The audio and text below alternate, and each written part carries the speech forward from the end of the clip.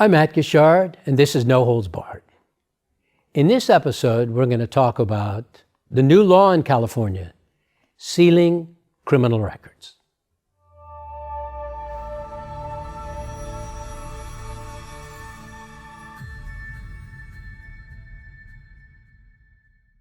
So in the last couple of years in the state of California, there's been a number of bills passed and signed by the governor related to looking at people's past criminal records.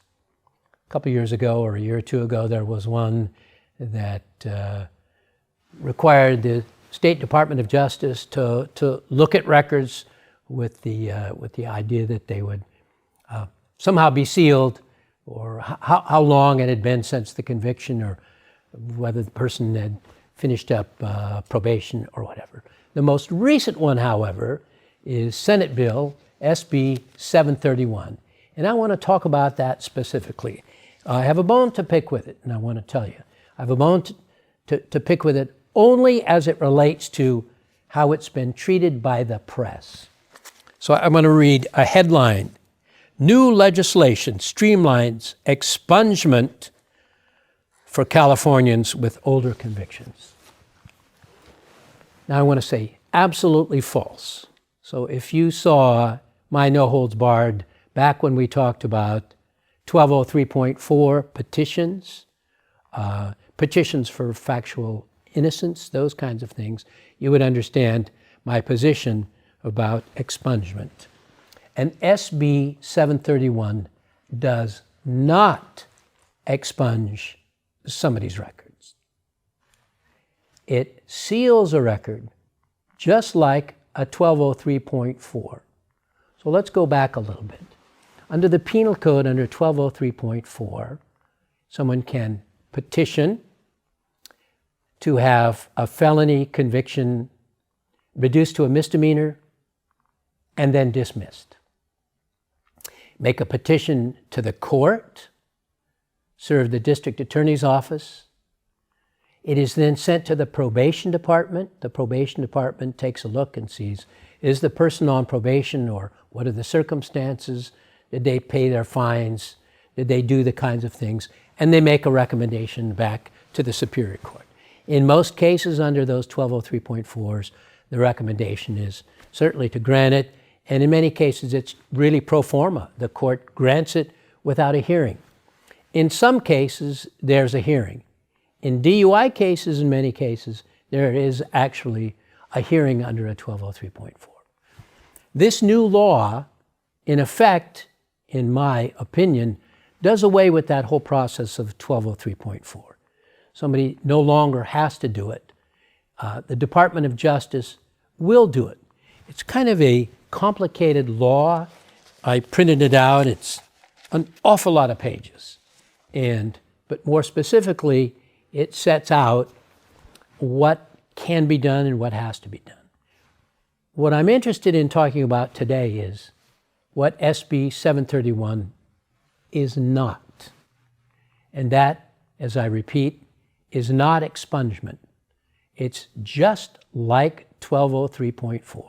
So under 1203.4, if it's granted and it's successful, after a period of time, the State Department of Justice, on somebody's rap sheet, on their history, their criminal history, we call it, or CI&I, it shows the conviction, the reduction, the dismissal. So somebody, as I've said before, with a straight face can say, I've never been convicted of a crime, if in fact they have a successful 1203.4. And the same goes for Senate Bill 731. If it's successful, somebody's record is, I'll say, quote, sealed, then with a straight face, they can say, I've never been convicted of a crime, because their criminal history is sealed. But it's precisely the same as 1203.4 for a number of agencies, a number of organizations. For lots of reasons, that history can be accessed and looked at And it's not expunged. It's not like a factual innocence expungement that totally wipes it out, or even a governor's pardon, which wipes it out.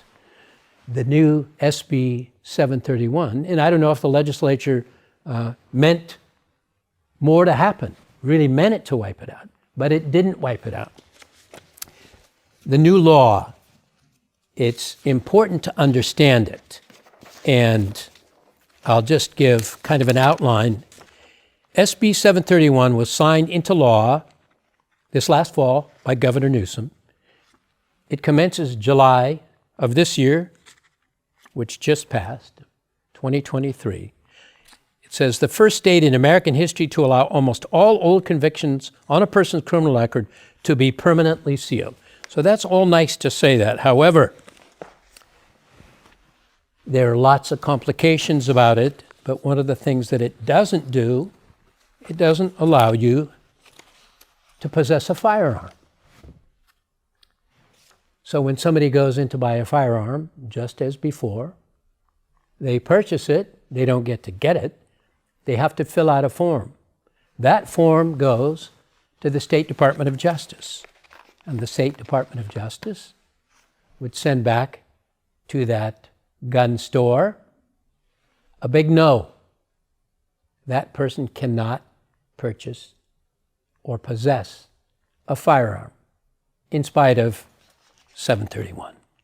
So relief is granted, but it has no effect on the ability of a criminal justice agency to access and use those records. All right? Relief is granted, however, to the extent that somebody commits another similar crime, it can be used, the prior conviction can be used against them in some situations. Relief is granted pursuant to this section. It does not affect the prohibition from holding public office that would otherwise apply under the law. So interestingly enough, in the state of California, you cannot hold public office with a conviction of a felony. In spite of SB 731, specifically in the law of SB 731, it does not provide relief. So somebody who has a felony conviction and it's been sealed under 731, they still cannot hold public office. So there are a number of things that I would like people to at least look at and ensure. The question is, can they vote?